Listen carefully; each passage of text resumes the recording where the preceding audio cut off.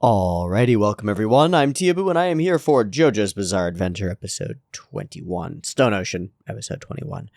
You might have been asking recently, where's my JoJo's?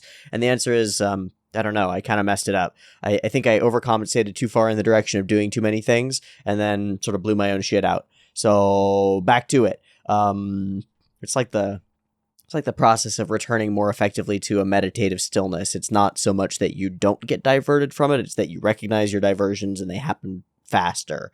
So hopefully a week is a better scale for a diversion than like a month, and soon a day will be a better scale for a diversion than a week, and maybe at one point it'll be so rapid that I come to the conclusion that I've diverted from the proper course that you won't even notice it because I'll get back right on course right away and there won't be any lag time in between. Until I reach transcendent perfection, what you might call heaven. Bear with me. Thank you for your patience, and let's watch some JoJo's.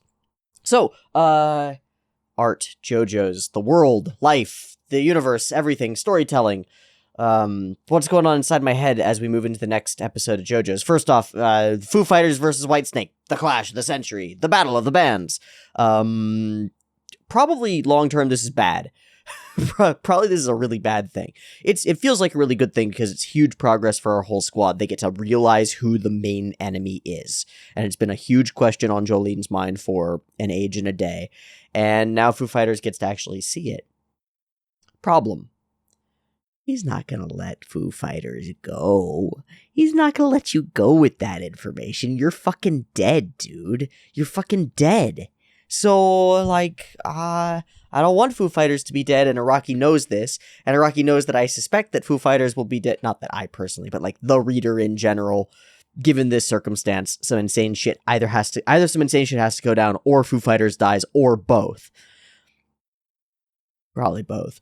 And we've got a long lineage in JoJo's world of characters sacrificing themselves to bring the crucial, pivotal piece of information to the main character, and somehow, act out their part as one piece in a chain of greater being, as opposed to, like, centering around themselves and their own survival and stuff.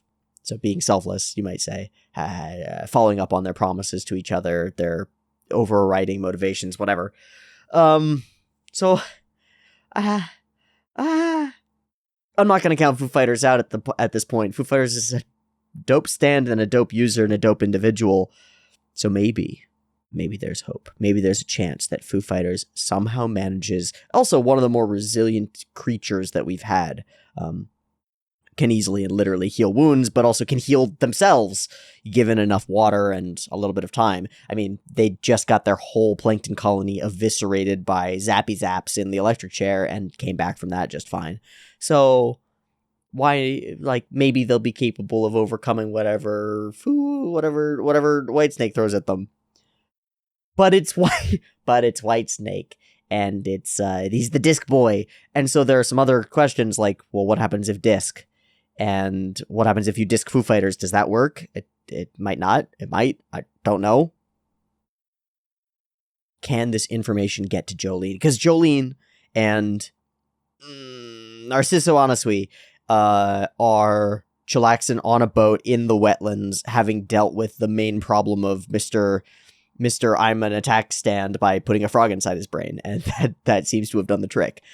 So they're kind of chilling out there, thinking that nothing is wrong. They know that they've got some things that they've got to do. There's this weird baby creature that came out of the freaking plant stuff, and they don't know what's going on with Foo Fighters. So help isn't on its way. Really. I don't think. So this might be a tragic episode. Okay, broader scale, where am I at? This weekend was weird. There was a birthday party, so I socialized with a bunch of people, which I haven't done in a little while. Realized that I haven't done that in a little while. It was good. It was a cool time. That was Friday. A lot of Friday was setting up for the party thing, and then being a part of the party thing, and being here and helping people and doing stuff and getting drunk. And Saturday was a lot of overcoming the hungoverness from being too drunk on Friday. No, I'm not going to sugarcoat that. That's basically what took up 2 of the days of my weekend. Sunday, friends and I went to see the D&D movie, and then we talked at length for a couple of hours in the afternoon about my friend's upcoming, he's going to start a D&D party, and he's going to start running sessions himself in Dungeon Mastering, and I've been DMing for him for a couple of years, so he wanted to come and run ideas by me and talk out, like, what the fuck do I do? And so, leading up to the film, I talked with a lot of people about what they expect from the film, and that turns into pretty often into a discussion of like, what's the point of the film in general, of art in general, of media in general. Why are we going to this? Why does it matter? It's not an obvious question. Like, maybe it's an obvious question to ask, but it doesn't seem to be. A lot of people don't ask it.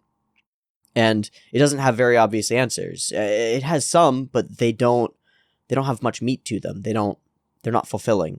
You ask people, why do you go to the movie? And they're like, to be entertained. Okay, what does that mean? What does that mean? If I sat you in a room that was empty for 2 hours, you'd hate me by the end of it. You'd be freaking bouncing off the walls. Ever try to sit and stare at a wall for an hour? It's not easy. Like, try to meditate for 5 minutes with nothing else going on. It's not easy. So why is it that having a visual representation of stuff with media going is like, not only fulfills that experience, but is super compelling, and you'll pay for it, and you'll go to a place to make the thing fascinating. So I talked with a lot of people about expectations for media and desires for stories, and what the heck are they for? And yeah, so I'm in a bit of a questioning space around that stuff. I had some interesting answers and some interesting theories about what the film would be like and how it would end up, but those don't have much to bear on JoJo's, I think. I'll bring them up if they end up having bearing or having meaning. But I've been in a space of thinking about the why part, not just the how part, which is a lot of what I've been doing during Treasure Hunt, is like, if I assume a bunch of things about the reasons behind the thing, and I don't worry about those too much, then how well did this do, and how did it do what it was trying to do? And that's been a lot of my treasure hunting experience, just watching a bunch of different things and seeing how they've done. But then this recent weekend has been a lot about the why. It's been a lot about yeah, but why do you care, though? Why are there millions of people who care about some fictional characters 5 generations into a multi-generational lineage that has everything named after bands? Why does anybody care? Because I care. I care immensely. That's weird. JoJo's is as real to me as real can be. I know more by a mile, by a million miles. I know more about Jolene Cujo than I do about the dude who lives across the street from me. And there are exceptions to that, like the neighbor who's right next to me I know a bit about, and the neighbor who's over there I know a bit about, but the dude right across the street? I don't fucking know. I know Jolene way better. I can assume what Jolene would do in any situation way better. That's weird. Why do I care? She doesn't exist. Well, but she does. She's right there on the screen. She's right there in the paper. And insofar as I can read the manga, and then you can read the manga, and then I can say, what would Jolene Cujo do in XYZ situation? And you come up with the same answer that I do. Jolene is real. Realer than real. Transcendently real between us. Lives on beyond us. And then each of us forms our idea of what Jolene is. And it's like, these are weird questions. And that's the sort of space that I've been operating in. Okay. More physical, material, simple. I think I showed this one. I've been drawing every day. I've said that I've been drawing every day, and I've been doing it. Did I draw yesterday? I might not have drawn yesterday. I've drawn every other day, though. This was Nana. My roommate made banana bread. So this is a banana being very, very sad about his Nana being turned into banana bread. This is a from memory depiction of the outdoor space where we had the party, which I helped rearrange. And so all the pieces, the couch and stuff are all in different places than they were. But this is the space from an angle that doesn't exist and can't exist because the angle is incorrect. But this is what came out of my brain. Interesting. These are some weird sketches, sort of Da Vinci style, going into the musculature and trying to figure out the musculature of the hip to back, hip to shoulder segment of the body around a barbell. You can see that's a squatting individual down there. These have gotten, like, I didn't archival them or anything like that, so they've gotten mush mashed, and a lot of the detail of the lines is gone. But they were fun to do as like anatomical drawings, and I feel like they're closer to the truth than I've been before, partly because I've been doing some study of anatomy, so that's pretty cool. And then today, I wasn't sure if I wanted to watch JoJo's, but then I started drawing today, and what I ended up with was a guy at the top of a structure. So this is weird, because I don't know most of what came out of this. I didn't intend it, I don't think, until I started to understand what I was drawing, and then I began to intend it, but it's like, I didn't set out to accomplish something, or accomplish a specific representation. The representation bloomed itself out of nothingness. It's a weird thing that I've been finding out about art. So I started right here, and I started with an individual before something transcendent, before a line in front of them, and that bloomed into a door, and that door became Heaven's Door. Heaven's Door! And I don't know if you can see it, but it's got little Dio written around it. And I thought maybe it would have wings, and so I drew some lines out that way and that way, but those eventually shifted into becoming more like scales. Okay. And this character, to my mind, is immediately, it's Pucci. And he's at the threshold of Heaven's Door with Dio inscribed upon it, knowing that that's a part of what is to come, on a staircase built on nothing, founded on the jail cells in which the prison inmates have been placed, because that's his foundation. All of that with, like, roots or paths? I'm not entirely sure. Roots or paths that have led them there, maybe something like that. With the swamp on one side and deadly alligators in it. I think this is a boat, but swamp on one side with deadly alligators in it, and the ocean on the other, as we see in the ED sequence with Duffy. So that's what I drew this morning, and so I thought, maybe JoJo's would be the move. Maybe JoJo's might be the move. And maybe what my subconscious thinks is that Pucci is right on the threshold. I've said before that it feels to me like Pucci is moving towards something surreal that he can't know. Maybe we can leave it there, that he can't know. That if he were to be capable of understanding what he was moving toward, it wouldn't be what it was. Because it's something transcendent. It's something extra us. It's something impossible. Heaven. Now, what that means to Pucci and what it means to Dio might be different things. Because Dio's got some twisted ideas about what heaven might be for him. But we've got some hints. Dio's already accomplished all of the worldly power he would ever want, and it wasn't enough. Not only was it not enough, it didn't work. He lost it all. So what's the point of that? And I think of Araki as a complicated thinker. He draws classic body horror pretty frequently, and it's pretty simple stuff where it's like, ooh, that's scary, and it does the scary, and that's all that needs to be happening in this scene. But Araki's largely, in an accessible way, fascinatingly, trying to tell these, like, deeply core human stories of what do you strive against for what reasons, what's worthwhile, and where do you emblematize villainy. You've got Yoshikage Kira as an ideal of villainy, and he's a pretty interestingly ideal villain in some ways, but Araki keeps coming back to Dio, and did so in Diavolo the Devil as well, but every time, Giorno, we had this talk during the last episodes of Golden Experience, it's like, Giorno, the son of God, son of Dio, son of God, fighting against the devil, climbing up to him instead of down into the space where the devil would be. There's a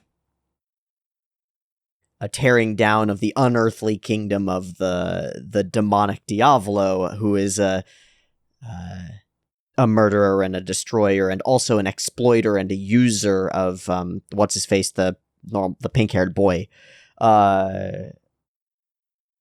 I think of Araki as a pretty complicated thinker, really. Certainly smarter on some elements in some dimensions than I'll ever be. And so I'm ready to just marvel, to just sort of go, whoa. But I'd also hope to be able to unpack some of the symbolism. What amazes me is that the symbolism that Araki has put out in broad strokes, because we haven't even gotten to the meat of it, the nibbly bits, and that's where we're heading, I think. I could be wrong, but I think that's where we're heading.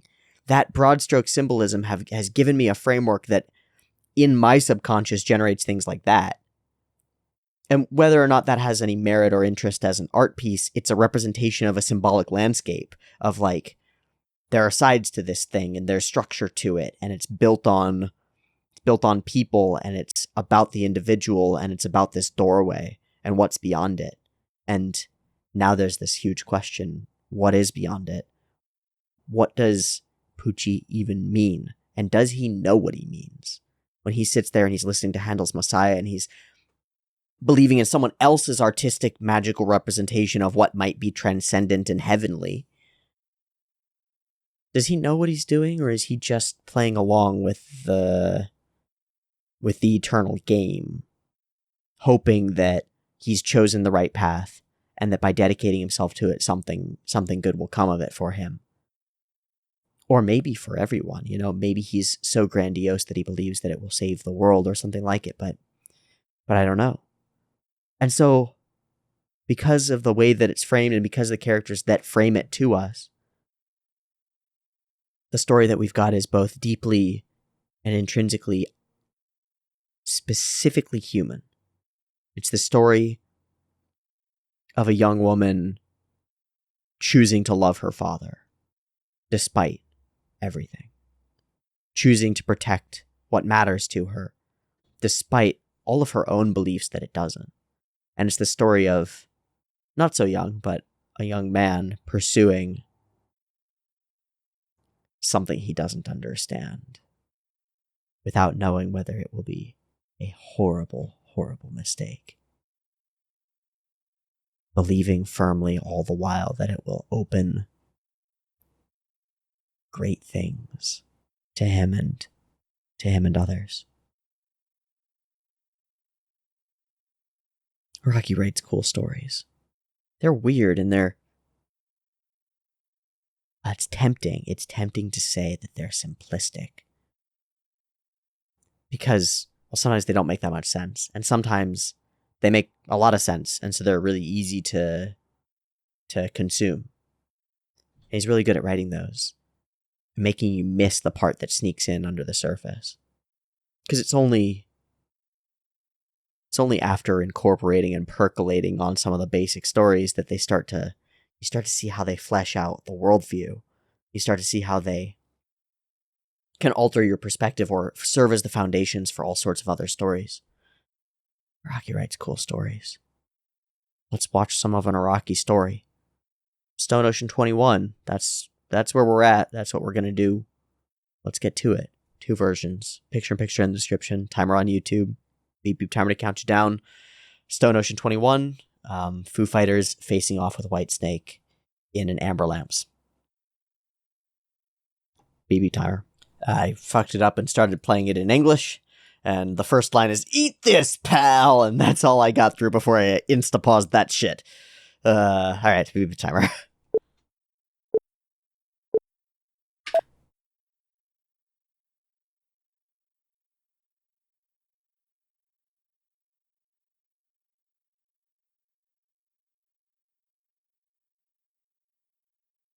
Eat this, pal! Sorry.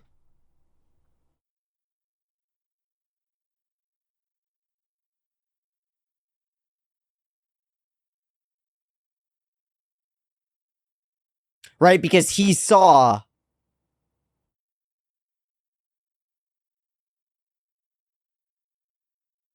Hi. Hello.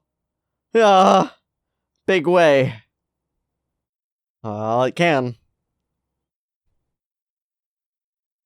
Ha ha.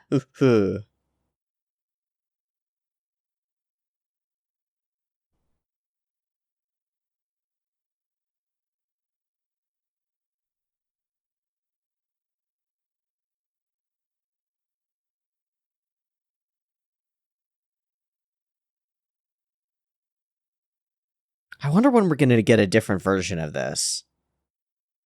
You know, at least a sound effects version or something.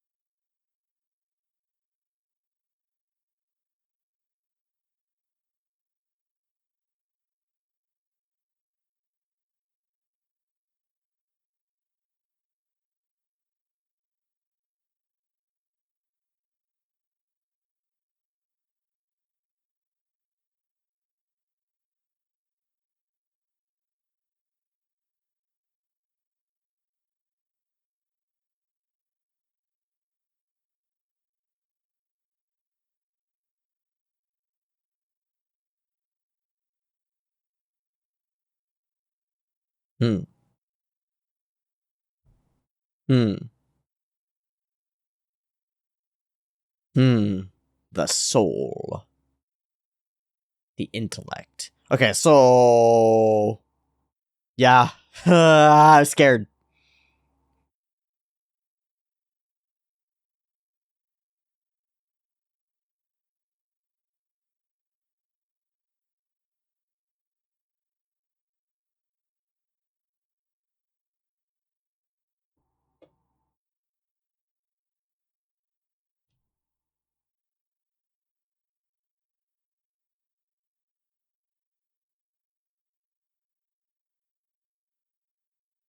Hmm.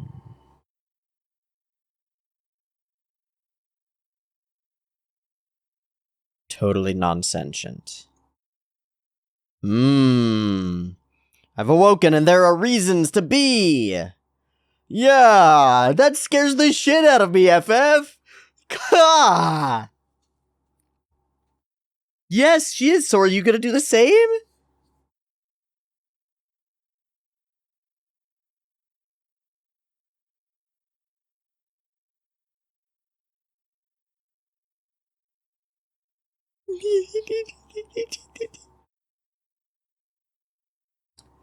Ooh, they're completely willing. Yeah, they're gonna die. You're dead. You're dead. It's gone. I don't know that that's true. I don't know. I don't know. Oh, hey, do I get a vote?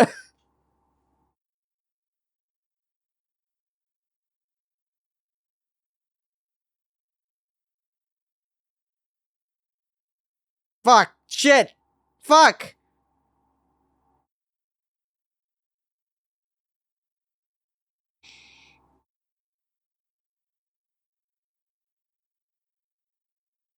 Ah. Oh, intellect even without the disc? I exist without that.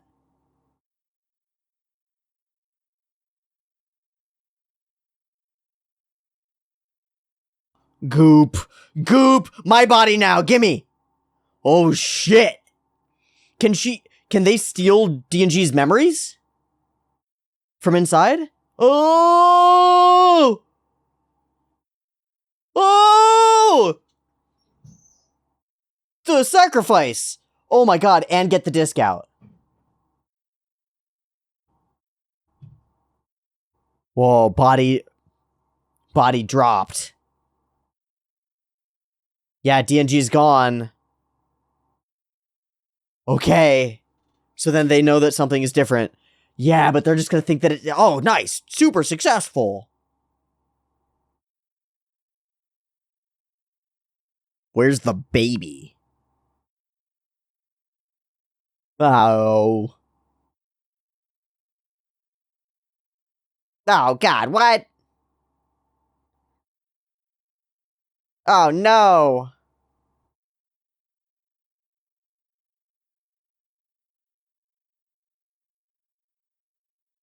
Ah. What is it? Is it heaven? Oh, it's a JoJo's. Oh, it's a JoJo's. Stop it. Oh, no.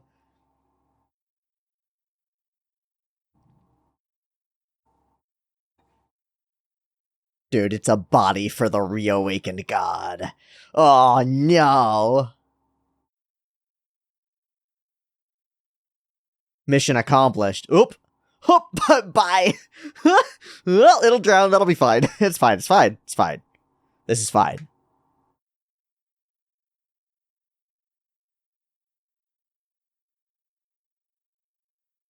The spawn of Dio's bone. Go, FF!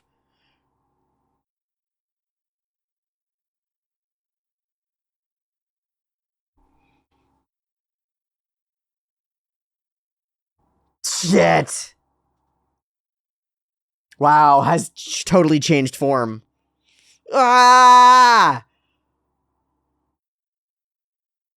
Ah! No, no questions.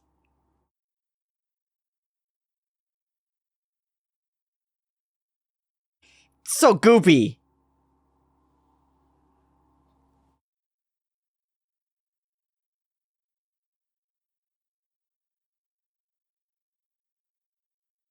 Still have the disc inside? The faucet. God, Poochie!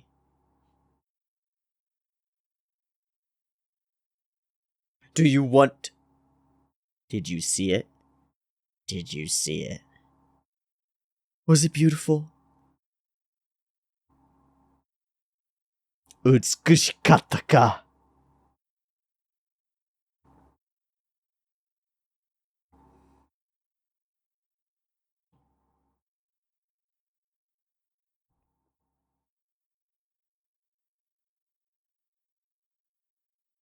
The truth. The interpretation, yeah.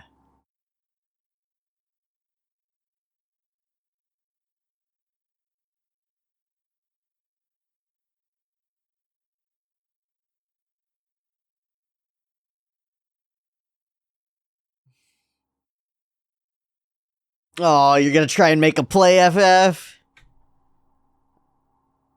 That mean asshole, Narciso. He believes so good. He believes so good. Alright, are you playing at something, FF? Is your arm moving towards something? Hmm.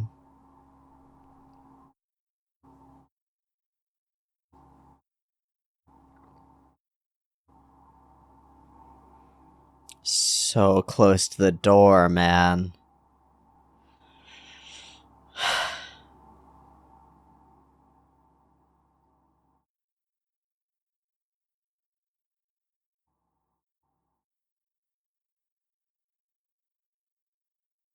Hey, go legs, go! Go on, get! It's everywhere, baby. It's everywhere, baby. Alright. Oh! Oh, don't glow before you got it! Nice! Gooped up! Maximum authority! Let's go, FF! Oh, I'm so scared. I'm so scared.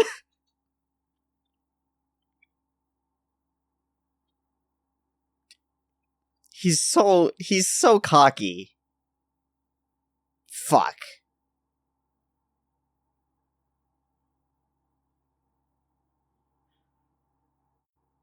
What?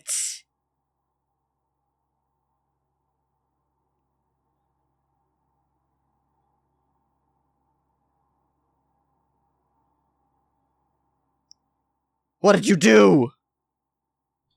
Oh. Oh, shit. How'd you swing that?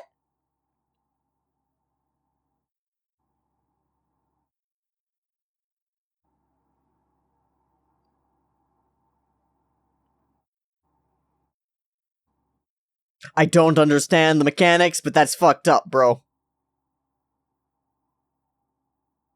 Dude, we're turning into dust. Classic JoJo's shit. It's ogre. No!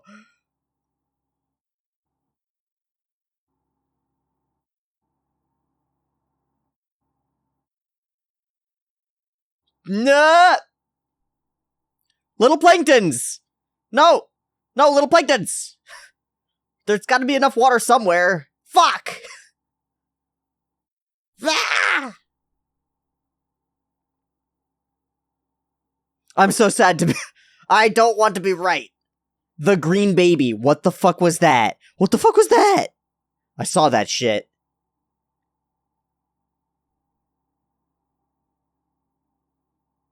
Oh. It's a little Piccolo.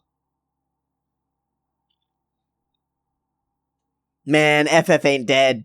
No chance. No, you need to put that shit in a box. You need to put that shit in a box.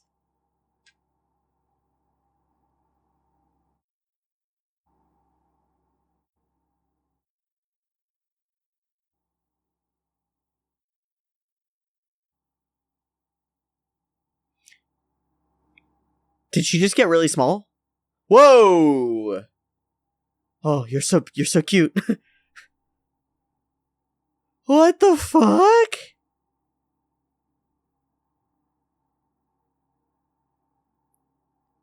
Is that its power? Oh, he's getting smaller too. The closer he gets, the smaller he gets.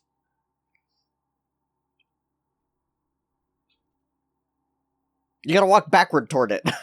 Oh god, it's Big Rock. Oh, the whole perspective has changed. What? It's like warping space around it.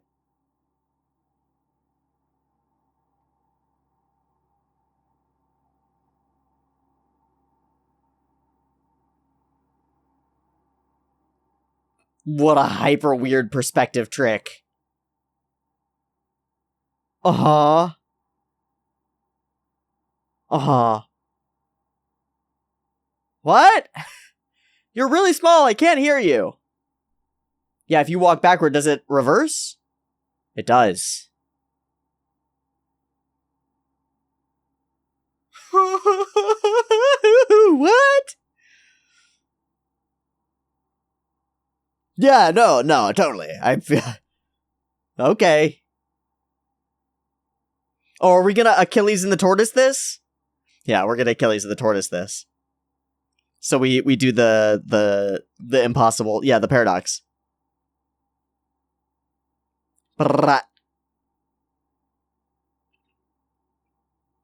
It's a unique way of doing it, because your size is shrinking. It becomes an asymptotically inaccessible.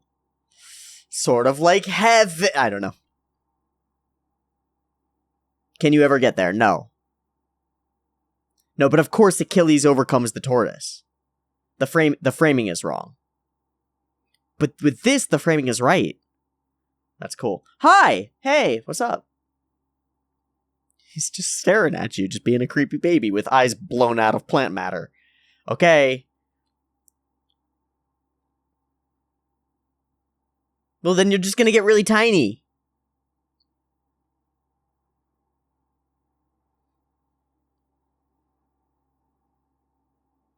Oh, it's so hot, the way she focuses.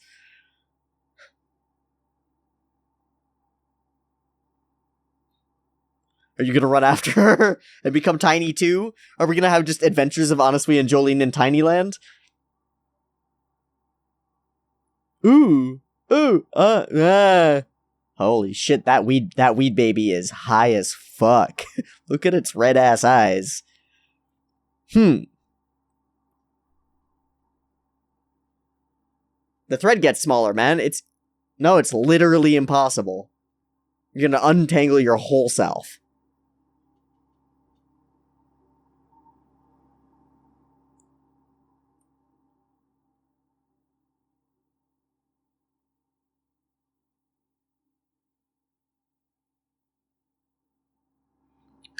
I don't know if it works vertically.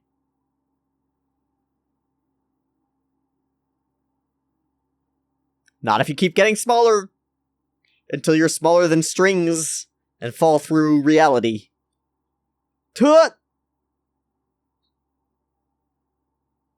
Whoa. What the fuck is that? What? The baby is a user! And that's its stand!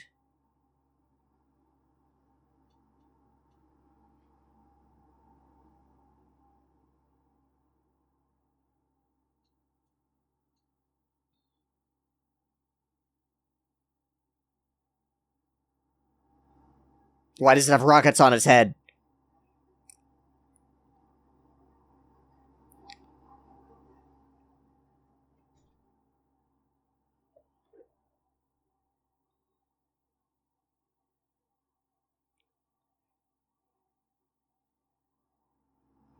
Yeah, this is not gonna work.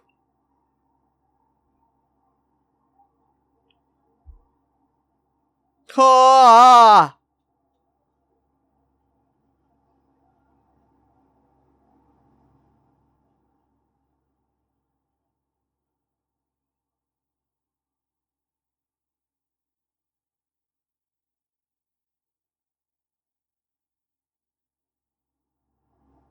Dive down.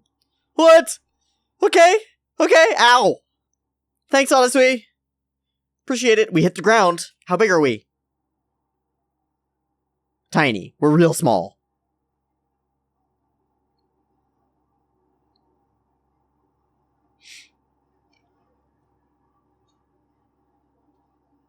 Well. Yeah, the power to reduce anything to nothing. But it's my baby! It's my plant baby! You can't tell me it's my enemy!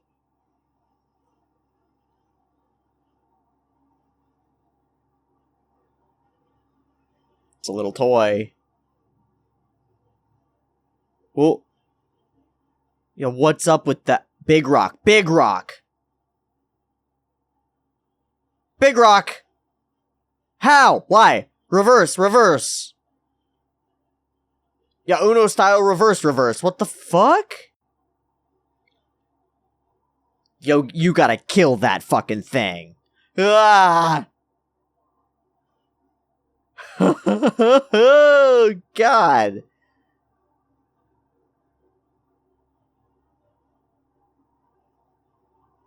Mission accomplished?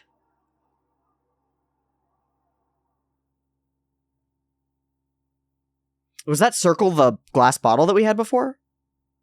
Something like that?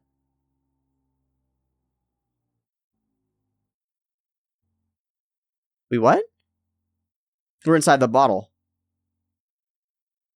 Ding. Trapped.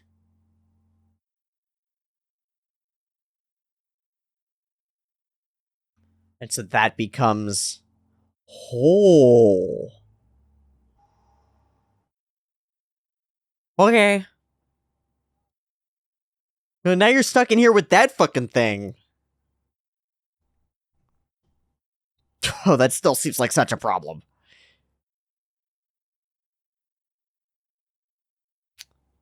So the baby feels like it's stuck. Oh, all it needs to do is pick that thing up and shake it. Oh. Driver down is so cool.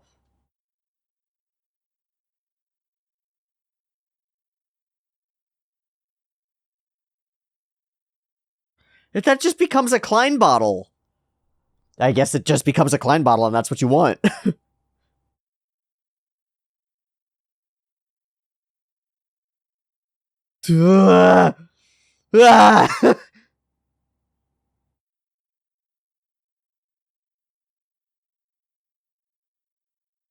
What the?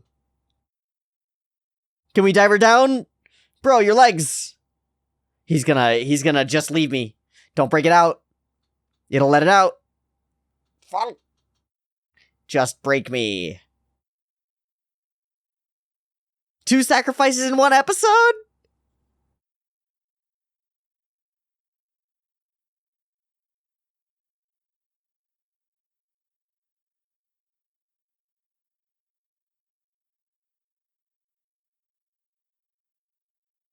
Mommy!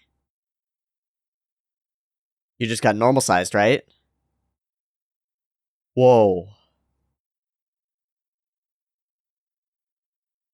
and the baby is free. But neither of them is... Hi, baby. It loves you. It loves you. And you're a JoJo's. Oh, no. Oh, no.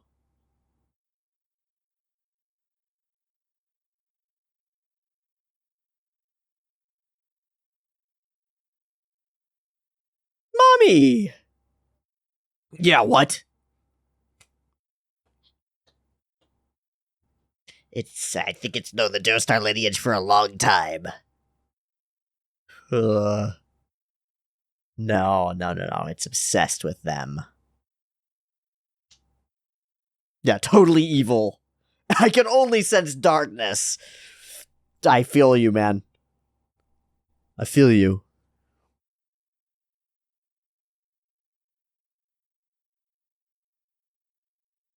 Cool. So it's a weird reversal of what we had with the previous stand, where it's like, I'm going to help you, but actually I'm just going to look for the opportunity to kill you. And so now we've got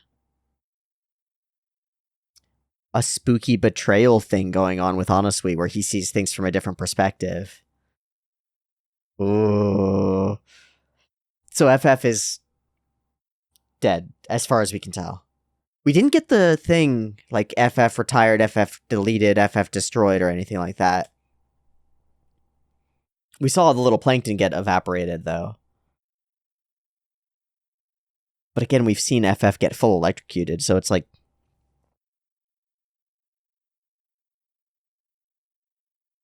It's sad, but how surprised would you be if FF comes back? Because I don't think I'd be that surprised. I think it would be like, well, that makes sense.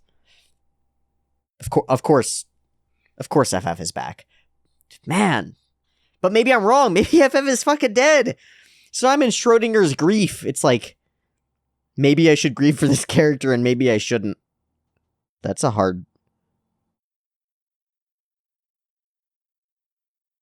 It's a hard place to be. Fascinating. Weird size-related variant of Zeno's paradox. That is what it's called, I think. It's the Achilles and the tortoise. It's Zeno's paradox. And ba-boom. Excellent. Okay.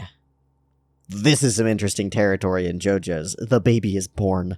And weirder than expected. Which is, I mean, I had no expectations except maximum weirdness. And it's worse. Or weirder. And it liked Jolene. And that's really strange to me. And now we've got this complicated interplay where Narciso is sort of tagging along, keeping an eye on the baby. Like, I'm gonna kill that thing as soon as I can, but, you know, maybe it'll be useful. Maybe we should let it stay around for a little bit longer. So again, as I was saying at the end, it's kind of a reversal of the previous stand where we're letting it stay around because it'll be useful to us, but it's gonna try to kill us. Now Narciso has taken on that role. And that's pretty interesting, I think. Oh man. Intro it up, full Poochie versus FF, and we resolve it within the first half of the episode. I mean, really directly within the first half of the episode. So we tell some sudden added backstory for Foo Fighters. I remember the sounds of... Good God. I'm just gonna have to do what I can to filter that out in post-processing. There's pretty major construction going on. If I had known that that was going to happen, I would have delayed the episode, but I'm honestly glad that I didn't know that it was going to go on, so that I didn't delay the episode and I got it recorded. Unfortunately, it's going to mean lower audio quality as we go forward, so rip. There are like pylons all the way down the street, indicating that they're doing a large piece of civil engineering of some kind. I think they're laying cables or pipes or something like that. Multiple houses down and all the way close to us. So they're one house away right now, and they're digging into the concrete. And that makes sounds. So we'll still, I'll treat it as though it's not happening, essentially, and I'll talk through this as best I can. The happy days, the joyous experience of standing around and laughing with everybody. Yeah, this is set up for a character death, and it's really sad. And then we raise the crucial questions about FF's intelligence and what FF really values. And FF says, well, my own intellect, my own ability to choose, and it seems like humans have this really cool ability to generate memories, and I'd like some of that, I think. It seems like the meeting with Jolene has enabled that memory, or that level of meaning to occur within FF, and that's worth fighting for. So what do? You try to do it all, and you get whomped by Whitesnake, and then a disc-replaced Mega outplayed by Whitesnake bullshit. Blam! Into Goop, into DNG, kill him through being inside of him, which is a really cool play. It prevents Pucci from getting what he wants, which is that last talk to DNG. Spectacularly brutal, that spooky stuff, the tongue goes flying. Oh, ugh. God, FF is a baller. Truly. And it only leads to another creepy. Man, that little hands coming out, it reminds me more than anything, it reminds me of Killer Queen has already entered your, Bites of Dust is already in here, and we pull aside the panel, and Killer Queen is looking out from within, and it's like, gets all meta and weird and stuff, but it's happening in universe, and there's something distinctly wrong. Fish are dying in the ocean around this baby. If I'm to read it properly. That's not good. So what is it? Why is it? And why is it stopped? It's gotten what it needed from Jolene. It's no longer growing growths from her. It's self-sufficient now, wandering the world. I find it a cool element. Foo Fighters has the appearance of Foo Fighters, the long face and the little claw teeth and whatever.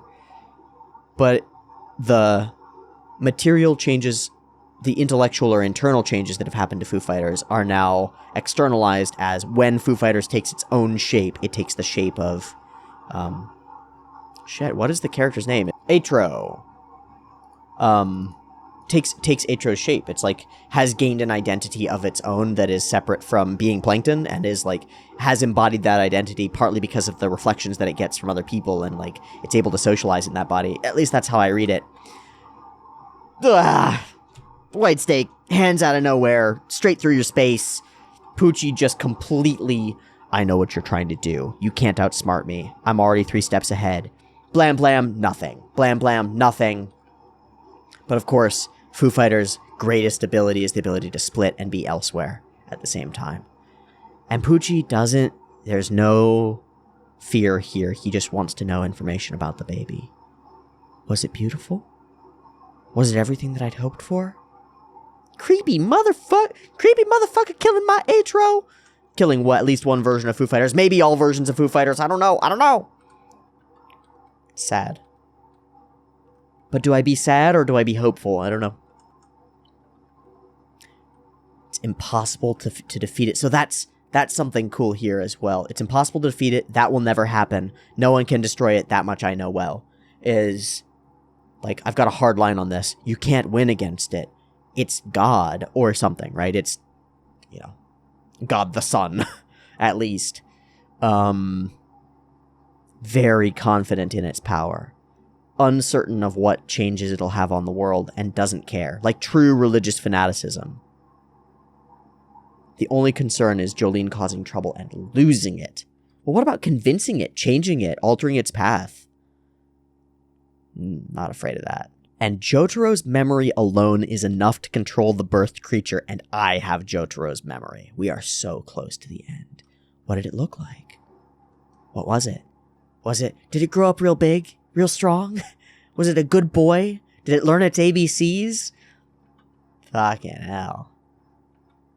Yeah, stalling, legs are going. Ha! We did it. And it's fucking... Hope to despair, right? Maximum hope. The body gets there, starts to rejuvenate. Maximum hope.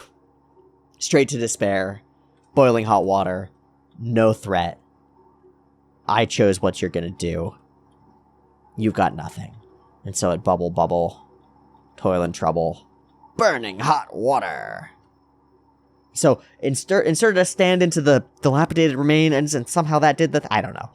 I don't know. A self-controlled stand disc, I don't know. It doesn't matter. It's fucking sad. So we get this visual of all of the planktons falling away from the disc and getting evaporated. And that's about as much of enough as you can get when it comes to a stand dying. But usually there's a little blurb that says, defeated, destroyed, dead, retired. And that hasn't happened yet. And so on that one very thin argument, I'm going to rest all my hopes that FF is floating in a stream somewhere and will be totally fine. Now let's take a gander at this fucking thing. Question marks on every... Okay! Cool! Great. Stand name, green grass of home. What is that even a reference to? Standomasta, the green baby. And it's got a tentacle deck. Look at that. Look at that shit. Full tentacle deck. You know, there are people who pay for things like that. What the fuck is going on here? What the fuck is this thing? It's got this horrifying spiky hair. It's got these cool colors to it. The orange-blue color scheme is really dynamic and neat. One thumb on each glove. The thumb on each glove is one color, and then everything else is white or gray. It's got rocket things on its head. No clue why. A nice chompy mouth. Interesting. I don't know what its face the face mask reminds me of something. What is he drawing here? Like, where is the inspiration for this stand? What is it? Where does it come from? It's not like when I look at some of the stands, I'm like, oh, well, there's clear and obvious lineage choice from Zawarudo to Giorno's stand, for example, because there's relationship there. This thing's totally novel to me. I can't think of any elements of this stand that are like any elements of any other stand that I've seen. Really? It's completely novel. So then what the hell is it? I don't know. And what the hell happens here? I don't know, and I'm actually really curious to see this in the manga format because it's kind of cool. Yeah, so they are slowly going by in a truck that's pushing a giant, it's like 4 feet across, 4 feet in diameter, giant saw blade that is cutting a, like, 2-inch maybe gap directly down through the asphalt so that they can lay cable or pipe in there, and that's what's going by. That's what's going by right now. Oh, it seems like they hit an endpoint for as far as they want to go for right now, so I will talk. This thing, this representation of the paradox is pretty fun. Size difference. Put the hentai tags there. But really curious when you're a part of such a thing, and we set out some really cool little pieces. It's reminiscent of like the Little Feet fight or something like that, where you've got this size change and how scary that can be. But it's super unique because it's like almost a visual illusion or something like it, where it's unclear exactly what's happening. So the baby touching things seems to make them go to normal, and if you approach the baby, it makes you change in size dramatically. I like the way that we leapfrog each other, and it's like, well, he's smaller and she's bigger, and she's bigger and he's smaller, and that's interesting. And then, of course, we draw it out specifically so that we draw out the exact nature of the paradox. The paradox is a simple one. It's Zeno's paradox. You have a tortoise that goes halfway on a course, and then you have Achilles start to run after him. Every second, 10 seconds, whatever, the tortoise moves a little bit, and Achilles moves a lot. But in the time that it takes Achilles to get halfway to the tortoise has gone a little bit further. And so in the time that it takes Achilles to get halfway closer to the tortoise has gone a little bit further. And halfway between there and there, the tortoise has gone a little bit further. And so if you graph the thing that way, Achilles gets asymptotically close to the tortoise, but the tortoise is getting further away from Achilles every time. And so Achilles never reaches the tortoise. Under Zeno's paradox, there's a fundamental flaw with the paradox. It's essentially fallacious because it's not how it actually works. It's kind of patently obvious to us that Achilles will eventually pass the tortoise, but it's not mathematically obvious if you frame things that way. Let me look and see if I can find a solid explanation for... So the standard solution uses calculus and essentially says, as far as I understand it, I might not, is comprehending continuous motion as composed of an infinite number of infinitesimal steps, so that you model continuous motion as such without modeling it as, for example, saying that of all the points in between, you can only get halfway each time. And part of the problem is that if you restrict the infinite set to the set of points in between where Achilles is and the tortoise is, you mistake the actual path that Achilles is running. Because Achilles, you could say, is running toward a goal beyond where the tortoise is. And then getting halfway there will obviously overcome where the tortoise is rather easily. So it's part of the framing of the question that becomes a problem.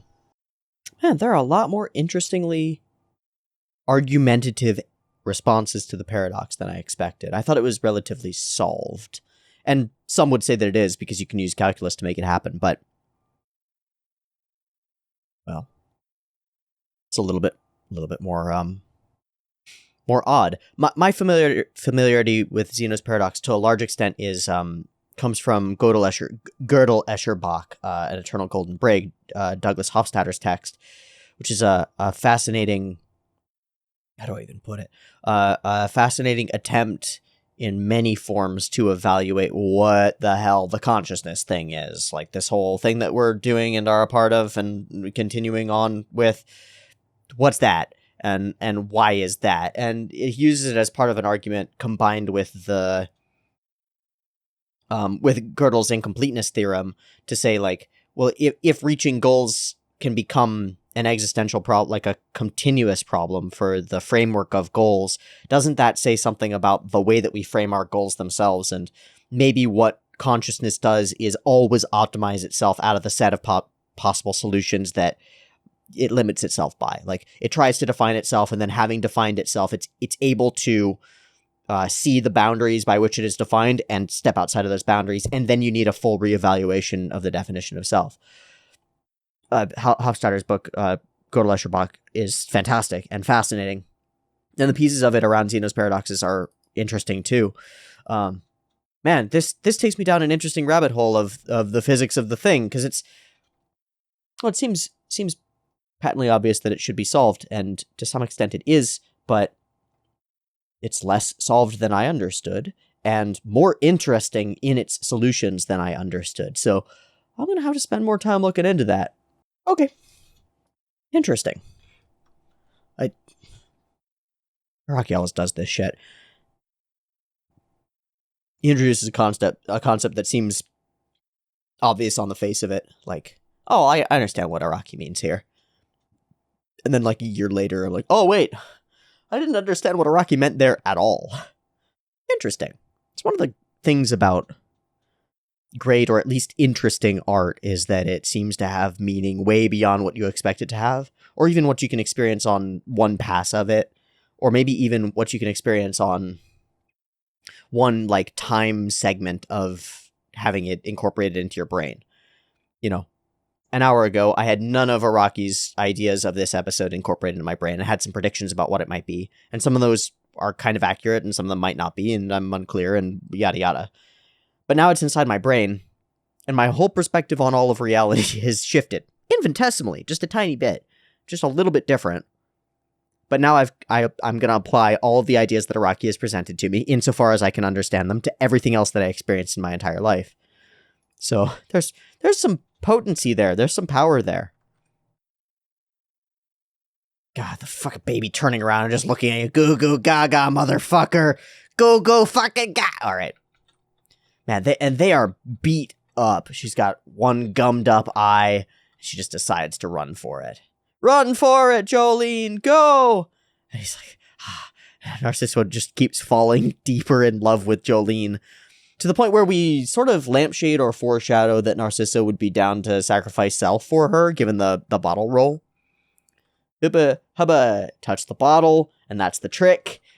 The string, the leap, and okay, I just gotta say, this stand reveal. She goes for it. She's not sure what's happening, and there it is, clambering its way down toward her, chomping on her string. What? Like a little bug.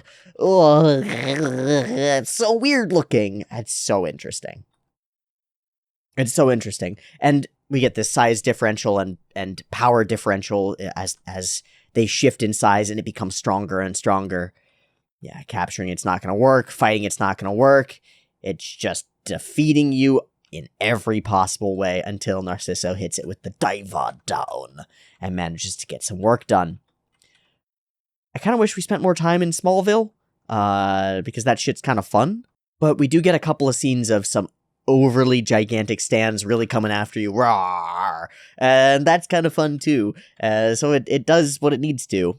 Big CG rocks falling.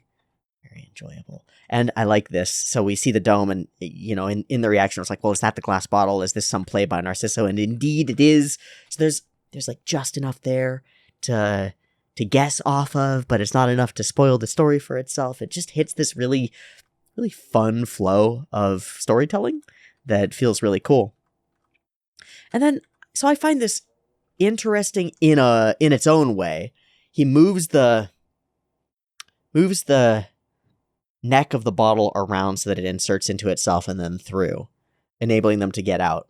It's unclear exactly how that would work, but wouldn't that form like a Klein bottle? I think that's K-L-I-N-E. It's K-L-E-I-N. Okay. Oh, all right then. I'm just wrong. This. Images.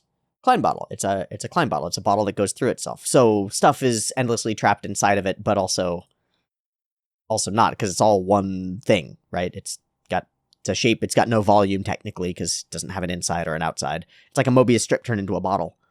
There's something about the infinity presented there that's semi-paradoxical, or at least seems prima facie, like on its face, to be paradoxical. And so I wonder if that's intended by Araki to be like, multiple layers of weird paradoxes are happening around this baby, and that's strange. I think it is strange. I think it makes some degree of sense. If this baby is the singularity that's the altering of the whole world and is the weird plant baby of Dio and JoJo, I guess, and has born itself from Dio's bone and is the thing that's going to enter heaven or bring heaven here or allow Pucci to enter heaven or whatever, maybe it will cause the generation of weird paradoxes and strange shapes and strange spaces and stuff. I don't freaking know. So we get to the pivotal moment where there's no hope and no way out, and honestly, as far as I can tell, is about to be like, Jolene, go on without me! And the baby reaches out, touches Jolene, and we're back to normal. Glass shattered. Baby free. And obsessed with the little mark on her back. You can almost hear it going, Mommy! Mommy! I don't know what to do, man. I don't know what to think about that. We may need this baby, but it's probably gonna try to kill us, so I'm gonna murder this baby. I love how Araki is able to generate such immense and intense tension over the silliest sounding things. Fully out of context, it's like, yeah, there's a little green plant baby that's causing problems, and now there's a character who's very suspicious of the baby and is going to be watching the baby the whole time. Like, what is this baby going to do? Is it going to murder my friends? Is it going to murder the woman that I love who doesn't care about me? What interesting layers of intrigue. What intriguing layers of intrigue you've woven, Araki. Insane. Okay, I want to read the manga. Let me go make sure that I have it downloaded so that I can go and do that. Volume 10, Awaken. I think we're still in Volume 10 for this. Yep. Which is your top priority, my life or D&G's? Bocchi, damn you! Here we are. What FF fears most is the eradication of her own intellect. I'm going to do what I've done before, where we sort of skim through. So they really captured that scene as a thing. Them all hanging out together and pointing at the toes and all that stuff. Oh, Jolene making fun of her toes, saying they were shaped weird. She remembers everything. I guess that was a specific instance that we didn't see. But everything before that, that's all she remembers. And all that memory is limited, mechanical and static. The meaning of life is probably to create memories. So to lose that was what she feared most. We have a heroic Jolene, the blood splattering around her, who puts herself in danger for the sake of her father, who risks her life for people like Hermes, people she cares about. It must be because Jolene has shared good memories with them. That's what drives humans. Courage even at a cellular level. Something she had not felt during her life at the farmlands, but she feels it now. And that's what she's concluded. That's what matters. Damn. Poof, poof. What? You had to think about it. That split second is going to cost you your life, and it might. Bam, bam, deflect, deflect. God, Whitesnake must be so powerful. Just takes those bullets, doesn't care. Slam into the head. Ugh. I gave it to you, and I want the Foo Fighters disc back. When I think about Jolene, I feel courage welling up inside of me. This is what memories are about. This is my intellect. Bam! Brains against the wall. Nani? Goop onto D&G. Protect D&G! Get that body out of the way! Blam! Too late. Tongues out. Whitesnake!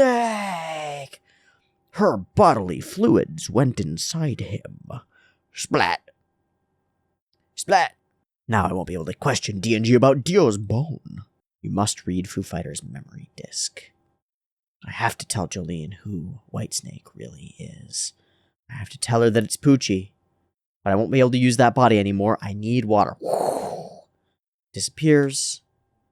Nice, they did it. Good job. Where's the egg? The only thing here is this shell thing. Yes. But, it's got green hands and they're creepy. Splat, falls in the water, gone. Was something just born? It's a green baby? Wait, is it human? Wait, and he reaches out and a handprint appears on Anasui's hand. What? That's different. Ah, and then it falls. What? This thing, it has a mind of its own. What did it just do to me? Unclear. Totally unclear. Whoosh, whoosh. Wow, I love the way that the water looks spiraling around that. Woof, woof, woof, woof, woof. Big ripple effect as it falls into the water. Something like that. Flap, flap, flap, flap, flap, flap, flap. Fish dying. Wow, wow, wow. The fucking star. This thing! What is this green child? For what reason was it born? And why is it here? And the plant mutation is subsiding, possibly because it's already been born. It's gathered what it needs, perhaps. Shit, it fell in the water. It didn't look like it touched me, then why am I wounded? What is this? It can't have drowned, god damn it! There's all these chopped up little bits to show confusion. Really cool. Ah, Jolene being able to tie herself up with string is pretty baller. It's over there. Somehow it got on land. Yeah, how did it get on land if it can't? Okay. It must have a will of its own. Well, or it might be living on instinct. It's unclear. I don't want it to turn into my enemy, so we get this calculus going on in Jolene's head. It would be great if it doesn't turn into my enemy, if that's possible. She really believes that it's possible. You know, it's unclear to me. It's the seed of Dio's bone. Right? It's like, it might be evil at its core. Or we might be trying to tell a weirder story here. You know, the child born of unexpected circumstances is maybe not evil. I don't fucking know. No. Tosses a rock. Jolene starts running. Look at that rock! That's a big rock. Listen to what I say, but don't panic. Turn around and look at me. Look at me. I love how you look at me, Jolene. Ah! Call me daddy. Call me daddy. Daddy! Oh, what the fuck? This is bizarre. Hey, he said the thing. He said the thing. That rock is a boulder and you're getting smaller. Stop! Stop running. When he runs past and becomes even smaller and we leapfrog, so we get close to the mechanics of the... God. Okay. Step away from the way that this is framed. You're going to demonstrate that when you get closer to an object, characters are running toward an object, and when they get closer to it, they get smaller. How do you draw that? How do you convey that to your audience? It's like so immediately not clear, and yet Araki just points it out and does it as though it's easy. That's some bullshit, man. That's some bullshit talent, man. Crazy. Hey, you're so tiny. Call me daddy. Okay. It seems to crawl so slow. And also, what the fuck is happening? Nope, the child looks normal. You've gotten smaller. Yeah, I don't understand. And he backs it up, back it up, and it gets bigger. What the fuck? A tricky puzzle. Yeah, it is a tricky puzzle. All right, let's think carefully. We'll draw it out. And it seems to be like this exact paradox that's been written out since ancient times. Half, a quarter, an eighth, a 16th. But then I'll walk slower and I'll be smaller every time. And that ends up being a much more interesting representation of the paradox. Because it's not... Well, it is actually different because your rate of travel is changing. With Achilles and the tortoise, Achilles' rate of travel is constant, and the tortoise's rate of travel is constant. In this case, the baby's travel rate is constant, but our rate of travel is actually decreasing as we decrease in size, and so we wouldn't ever reach it. It's like a corollary to the paradox that makes it actually function properly. It would function properly. You'd never reach the baby because you'd keep getting smaller until you literally shrink to nothing, maybe. Haven't we shrunk to subatomic particulate level at some point? Or am I thinking of some other series? I feel like we've gotten real small before because of stands. I don't remember. Come on, it's just a baby slowly crawling along. There's no way it can't be caught. I'm going. All right. Although he gets requests to come and work at churches from all over the world. How? Who knows that Pucci exists? He's respected? Weird. Not counting the prisoners, he has been a resident of the Green Dolphin prison for the longest amount of time. Enrico Pucci. Oh. Will Jolene be able to capture the green child? Its ability seems to make people shrink to half their size every time someone halves the distance between them. But as one's height reduces by half, it takes double the time to walk the distance. If one's height is a quarter of their original, it'll be 4 times longer to walk the distance. Will they ever be able to reach it? Not if we accept that framing. No. I think no. Wait, Jolene, look over here. There's something weird, and it's oh my god, there are dogs. So that's an unexpected add-on. I don't know who it is yet, but Whitesnake, he must be with the guards too, trying to find us. He must be getting closer by the second, and Whitesnake must know from my father's memory disk about the child and its ability, and he must be the only one who knows how to utilize it. So how do you use how do you use the baby for something?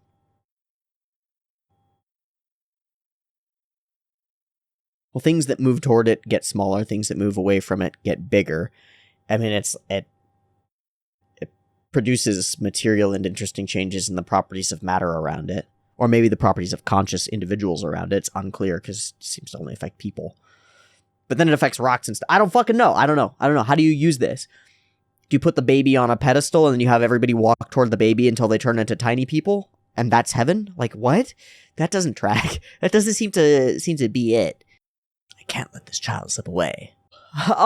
Honestly, I'll start thinking when I get to where I want to be. Damn it, Jolene. Did you not listen to anything that we said? You can't get to where you want to be because where you want to be is always a step further than where you'd like to be. Which I guess, okay, so there's an idea. Heaven is transcendent. Definitionally. It's a thing that you can never reach. Right? Baby's heaven, kind of, or something like it. You can never get close enough to it. You can never reach where you want to be. It's always further away. And it makes you smaller to pursue it?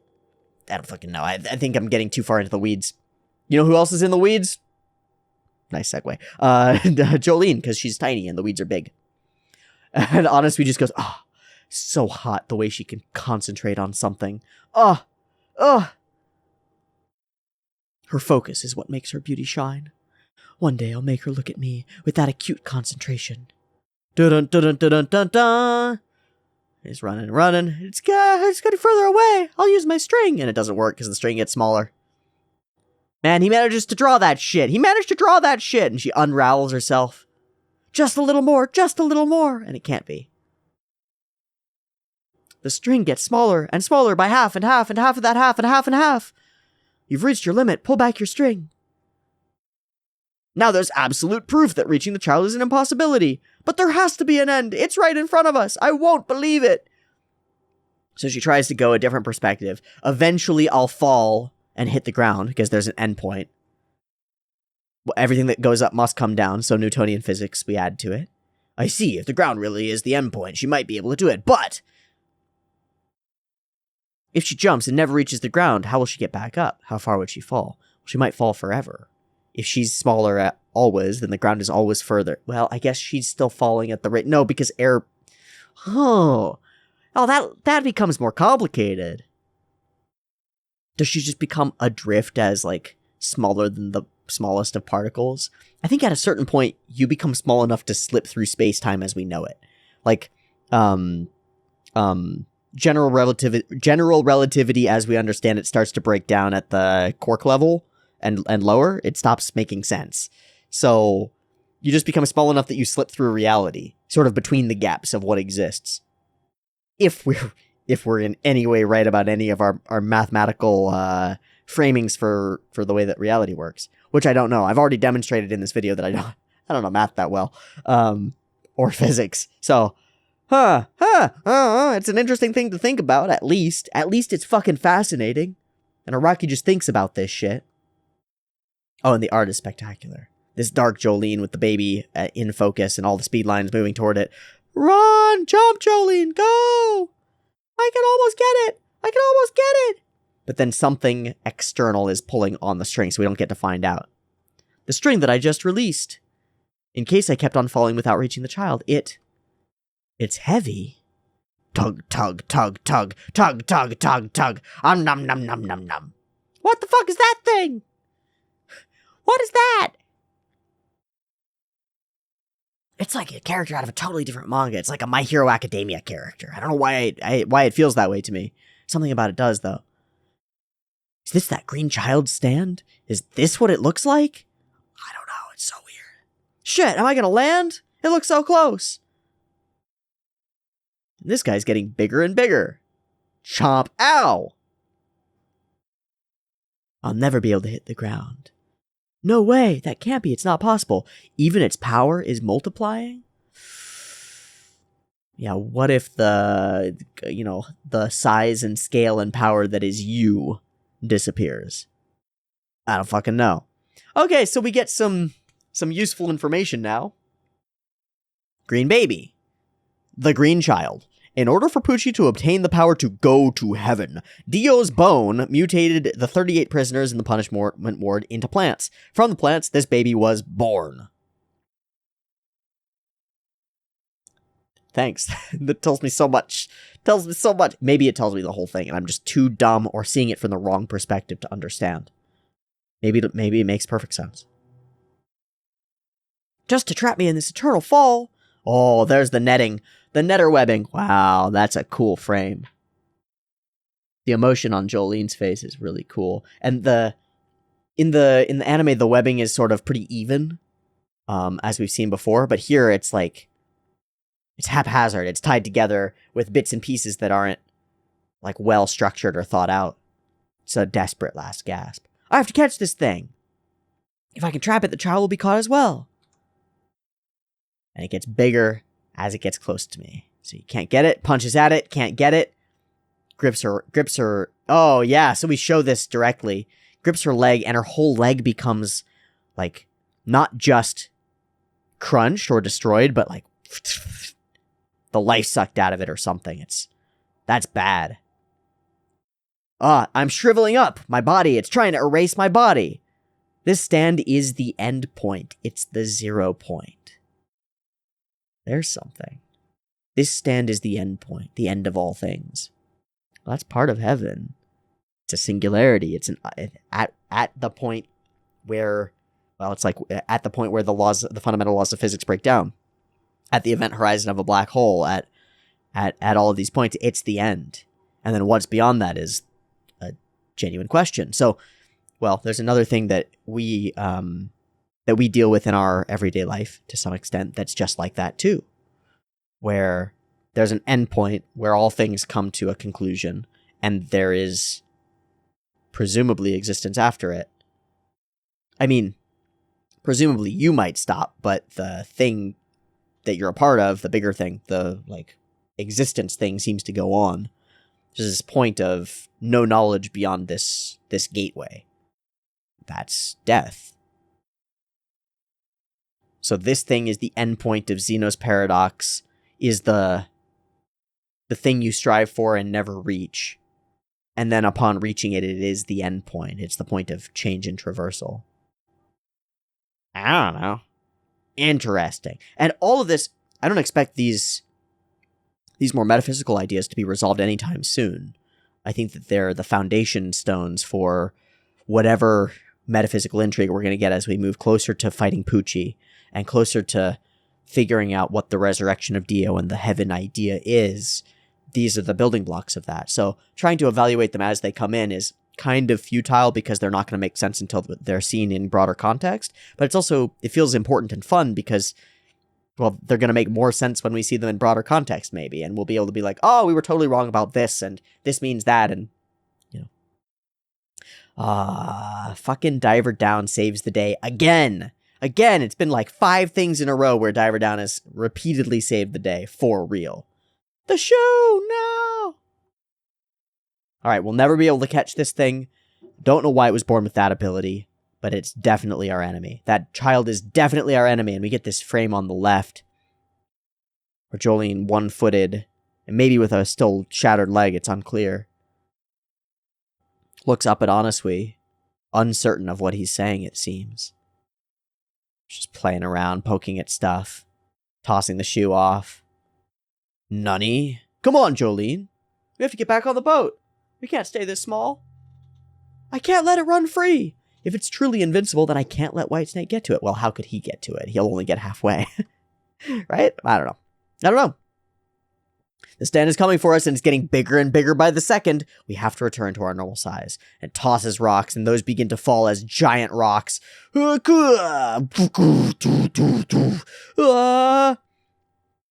it strategizing?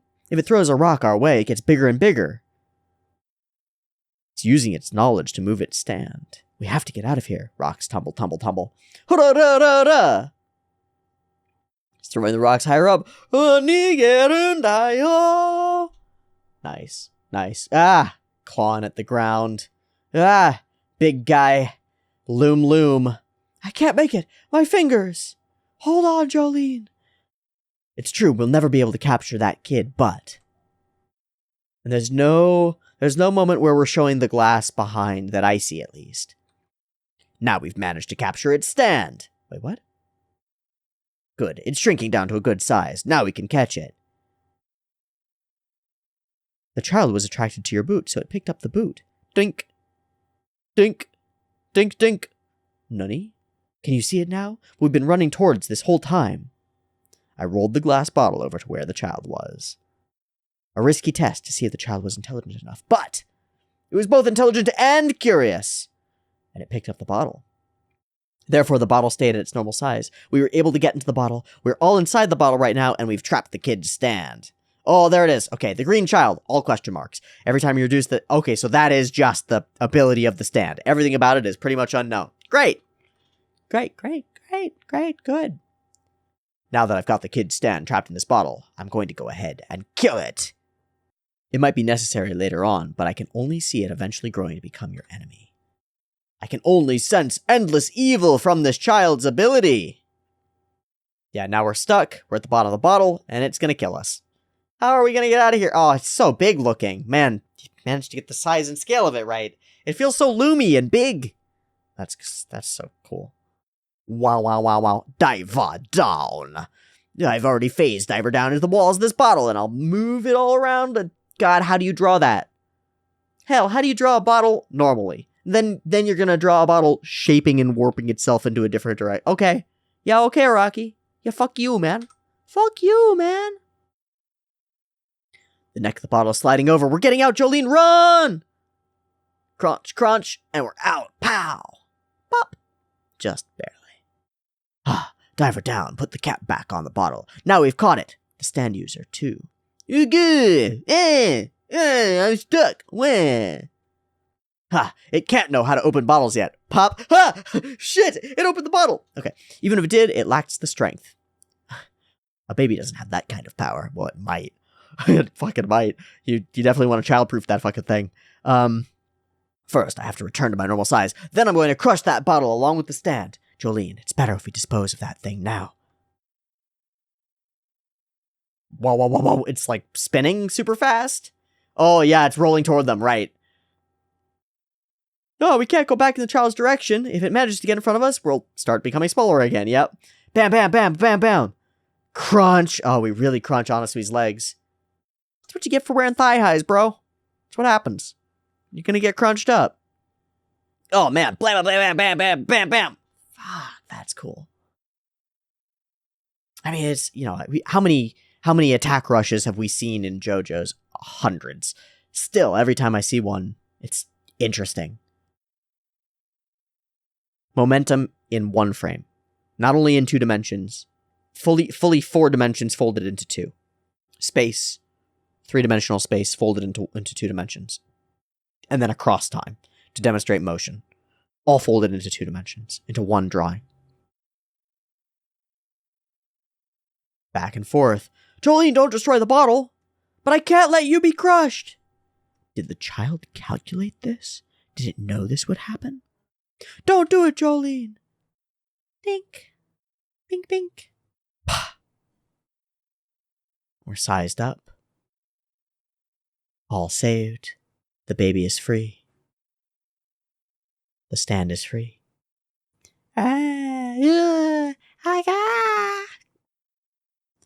Since your jacket fell off and it saw that star-shaped mark on your left shoulder, it seems to have been intrigued by it. Or could it be that it was attracted to it? It has the same mark on its shoulder. What the hell is this thing? It's almost as if it knows Jolene. Hey, this thing, it seems to kind of like me. What should I do? Like you? I have to kill it now. Who knows what other abilities this thing might have? No, I can definitely feel it. This thing will definitely become our enemy. In any case, Jolene, we have to get away from the guard dogs. Poof. And then on the other side, here's what's going on. Whitesnake v Foo Fighters. We set it up as this direct opposition. Poochie, FF. Her stand is completely exposed, and it has the ability to extract discs, and it's looking for what was born from Dio's bone. How much time do I have left? The faucet'll have to do, and he knows. I have to tell Jolene that Whitesnake is Father Poochie. Bam! Oh, God, it's it's the worst. Straight through. Unexpected. Hi! I'm inside your vehicle. Need an oil change? Shit. Fuck. Are you trying to get to the faucet outside? Nails it. Well, before that, I have to ask you a few questions. Take this, Foo Fighters! Nothing. And then arm off to the side, blam, blam, blam, blam. Hand into head, disc goes flying. Gah, what a tangled mass of limbs. Araki is so crazy at doing tangled masses of limbs. Blah, blah, blah, the disembodied hand, blah, blah. Oh. What I need to know is this, Foo Fighters. Did you see it? Was it a plant? Was it beautiful? Yeah, what the hell is a priest like you doing in a prison? Hey, I'm the one asking the questions here. You can easily just read your memory to find out what happened. Where Jolene is, too. But I want to hear what you thought about it. You thought it looked soft or beautiful. Those are your feelings and not part of the memory. Ah, it's nice and creepy. It's creepy. The caring, it's creepy. Because, a totally evil, uncaring, psychopathic villain is one thing. But a totally uncaring, driven, psychopathic villain who actually cares. Just not about what you do. That's creepy. That's creepy. Kira is that way as well. We talked about the different villains that we've had, and Kira's that way as well, where he's totally distinct from us. It's really hard to put yourself in his shoes necessarily because he's actually psychotic, but he's got things that he cares about. Mostly himself, but things that he cares about nonetheless. It humanizes him. It makes him more real and scarier. Did it move? Fast? I don't know. Jolene's with this guy, and he's not very gentle. If he felt like killing it, he would. I don't know who he is. The guy who killed Guccio? Yeah, he's got his own theory. It's impossible to kill whatever was born, Foo Fighters. It's simply not possible. No one can possibly kill it. Uwu, I know this. I'm more afraid of Jolene losing it more than anything. Only one who has Jotaro's memories has the ability to control it. And currently, I'm in possession of those memories. I'm almost there. What was it shaped like? Did you see if it grew, and if it did, quickly? I thought it might drown in the water, and, what else did I... Hey! She's trying to avert our attention! Run, Foo Fighters' legs, run! I did it. The brain behind Foo Fighters. It's not in this section. The brain's over there. Now I have more water. I can go tell Jolene everything. Pshh. Victory. Your brain? Wherever your brain is, it's not for you to decide. I was the one who gave you your stand ability. Smug plankton scum like you don't have the right to give me lectures! Ooh. And she starts to... boiling over. I inserted an ability disc that boils water into this thing over here. So I'm the one who gets to decide where your true brain is. You follow the patterns that I give you regardless. It sort of falls into the ACGT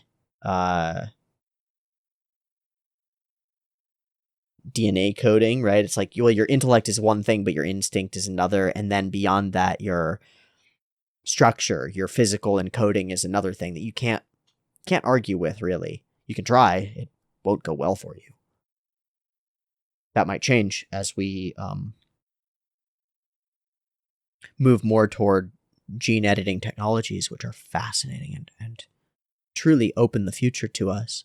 The biological potential of humans and other life has become somewhat open to us. It's like a singularity, a doorway to the unknown.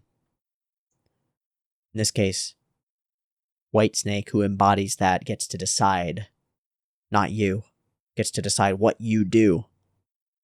And so he makes you boil yourself, basically. As far as I'm reading it. Into dust. And truly into dust. There are no obstacles left now. All I have to do is find out where Jolene is from the memory disk.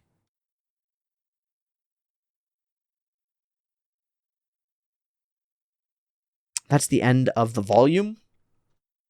The end of the chunk. The end of the episode's content. And where we're going to leave off. With Foo Fighters vaporized. With the baby born. And with Whitesnake on the way to collect what he believes is his. And find out what lies beyond heaven's door. Oh yeah, alright, cool Araki, cool JoJo. This was a cool JoJo. Thanks for watching. I had a good time with this JoJo. I hope you had a good time with this JoJo too. I'm sad about Foo Fighters. I won't be surprised if Foo Fighters comes back. We do get a pretty final, it all turns to dust thing, which is pretty JoJo's-y. But it's Foo Fighters, and we've seen Foo Fighters come back. Yeah, I mean, Foo Fighters has been making music for a while. They always come back. Dave Grohl keeps fucking drumming. So I choose to believe.